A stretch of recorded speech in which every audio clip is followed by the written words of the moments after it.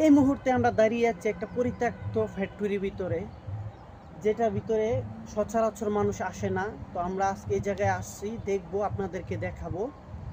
যেখানে আগে বাংলাদেশের টিন উৎপাদন হতো, বাংলাদেশের গরিব দুঃখীর টিনের জন্য যেই কারখানা ছিল, এটা সেই কারখানা। তো চলেন আজকে আমরা দেখি এই কারখানার ভিতরে কি আছে। চলুন।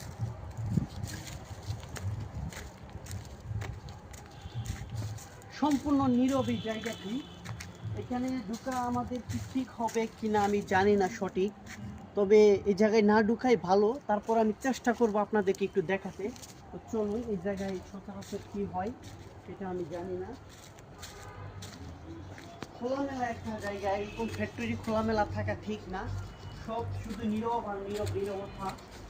জায়গায় মানুষ পাশে হয়তো মানুষ আছে ফ্যাক্টরির, আমরা সঠিক জানি না। তো এই পাশে এতটুকু আপনাদেরকে দেখালাম, ভিতরে হয়তো যাওয়া যাবে না, যে জন্য যাচ্ছি না। তারপরে আমি চেষ্টা করব।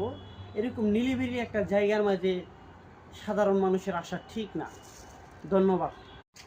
তো এই সেই পরিত্যক্ত জায়গা, ফ্যাক্টরির ভিতরে আশেপাশ দিয়ে আপনাদেরকে আমি দেখাচ্ছি। তো দেখেন, এই জায়গাটা খুবই নীরব। এই জায়গায় মানুষ না আসাটাই ভালো, তবে এই জায়গায় অনেক মানুষ দেখি অনেক সময় থাকে।